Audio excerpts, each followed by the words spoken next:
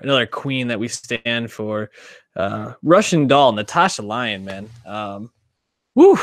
I early in the year, it's kind of a wasteland. Like you get a couple of shows, like sometimes you get a young pope, or these shows that surprise you. And Russian Doll is right up there with those early year shows that just kind of drop and you're like hooked. And I have a feeling we're going to be talking about this all the way in December because, this show, which was created by Natasha Lyon, Leslie Headland, and Amy Poehler, is funny and clever and moving. And it just, I can't talk highly enough about it. But before I step too much over the point, what did you think?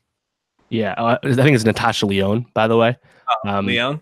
Yeah, I remember when I first reading, I was like, "Is it Leone?" And then I checked a video interview. It's Leone, and she's known for being on Orange Is the New Black recently, and then but like early 2000s, she was famous for other comedy bits and stuff. Then she had some personal issues, but she really came back with Orange Is the New Black. That's probably where most people these days recognize her from.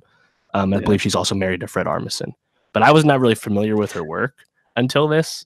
And like, this show, we heard some buzz about this show, Netflix comedy. I'm like, oh, less than 4 hour investment. You've already intrigued me. What's it about? Amy Poehler's involved? Sure. And then you find out that it's this really, really smart mystery box comedy that's not that also is very high concept, but the high concept is just the hook when it's really about like personal struggle and growth and all these things. And it's like, oh my god, this show is the full package, and like it totally nails it. And again, like you said, it just really kind of came out of nowhere. So I love the show. Yeah, when I was reading about Natasha Lyonne, I thought it was pretty crazy that she was featured in a Woody Allen movie, what, in 1996, with hold on, I want to make sure. Everyone Says I Love You. That was the Woody Allen movie back in 96. And she's been in things like American Pie, Scary Movie 2. But really, it felt like she just really plays this very specific character because she has such a very specific personality. I mean, she's had some health issues and some drug addiction and substance abuse issues, which she seems to be kind of coming out on the other side of. But I guess Amy Poehler and her had teamed up on a pilot within the last 3 years or the last 4 years. I think it was 2014.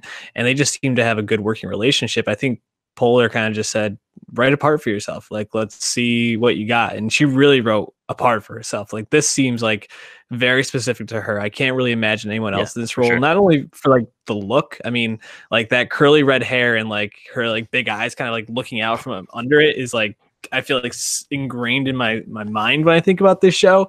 But just like her personality, it's so like witty and like, I don't know, gruff at points, but also like kind of like unsure and insecure at others. She really goes back and forth with this character, and it feels like such a real person in so many ways. It's pretty nuts. And then you see her interplay with Alan, played by Charlie Barnett, and it's just really like they play off each other so well, and it allows them both to flesh out those characters so well. It's really impressive. Yeah, it's funny. When I first started watching, I went in relatively blind. I just kind of knew there was like a mystery element and it was a comedy of sorts. So I really didn't know what was going on. And as soon as the first scene opens and she opens the bathroom door for the first time, and I'm like, oh, this is such a New York party. And sure enough, this movie has such a New York City DNA, specifically the East Village. And even Natasha's accent is obviously very indebted to New York City. And like that DNA was really cool as you see like, that park that's right there in the village. That was really cool because it really felt like the show was really lived in the city and lived in place. And then you get the hook of the show that she keeps dying and doesn't know why and reliving the same night within the first 10 minutes. I think the pilot's great. It's paced perfectly. I think she dies one or two other times in the first episode as well, and it's done so well. And right away, you get like Greta Lee, who plays her friend who's throwing the party for her, is great because she gets to do that same scene where she talks to Nadia right when she leaves the bathroom, and she's like, like doing the same line reading but slightly different, and really like showcasing her talents by only saying the same like few sentences. So I was Mhm. really like hooked right away by that. But then really once Alan shows up in episode I think 3 or 4, Yeah. I think the show like takes an extra a leap right there. Um, Mhm. and I did think it once you understand a little bit further on that it's really more about these two characters learning about themselves and trying to get better. Mhm. Um, Once you understand that's the real hook and the real point, I think it nails it. But yeah, how did you like go through it? I watched it pretty quickly just because it was so gripping's not really the right word. It just really hooks you. Like you just kind of like want to keep watching. It's a Like good this is only binging show. 30 minutes. Yeah. And I think the part I was most impressed of in terms of how the story came about was how every episode kind of had its own feel, and like some of them were just really light and funny. Like that first one, like it just hooks you because she keeps dying, but like she like every time she wakes up, she's just like, ah shit, basically. But then like by like the third or fourth one, she like really is like in despair, like what the fuck am I doing wrong? Like how do I figure this out? And I think then seeing how they weave in mental health issues, how they weave in past like trauma and abuse and neglect from her parents or Mhm. from her mother specifically, um, and then how like there's the timeline element to it or the different universes or however they describe it in the show.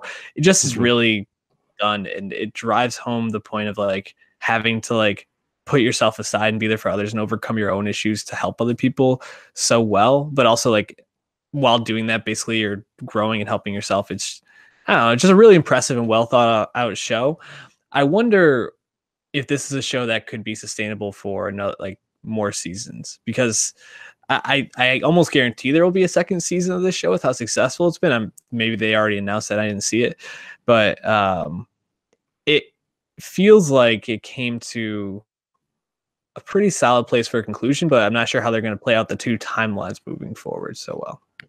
Yeah, I think that was a really well done too. When you realize that once they think they fixed it, they're actually in separate timelines. So I thought that was well done because, as we've said, the whole like the gamifying of it and the mystery box to it really gets left to the side as we're understanding. It's more about the characters themselves, right? Mhm. But Natasha Lyonne, which I think she's talking to the Hollywood Reporter, she did say that it was kind of pitched as a 3 season show. Hmm. So we'll see. But at least they've already thought about it, and I agree. I think they will in fact renew this.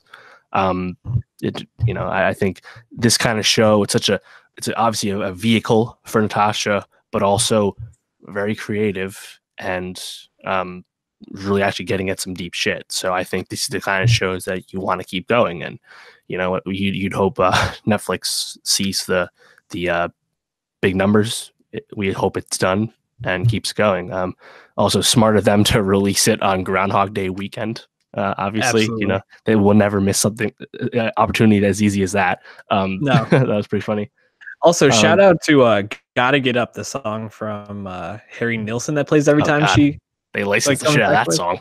So, dude, such a perfect choice. I'm not sure who picked it, but truly inspired. I feel a lot better hearing that she pitched as a 3 season show. I didn't read that because with a concept like this, I feel like you had to have it kind of laid out. You can't be a loss where you paint. You might reunion show or like remake or something like that. Yeah, yeah, you're right. Not here for it. My other thought I started to realize once I was watching it was imagine watching Black Mirror Bandersnatch and preferring that to Russian Doll. Russian Doll's actually telling you a real story, you know? And yes, they have timelines and stuff, but Russian Doll's actually doing the work, and I think it's just better written. So Yeah, Bandersnatch doesn't even compare.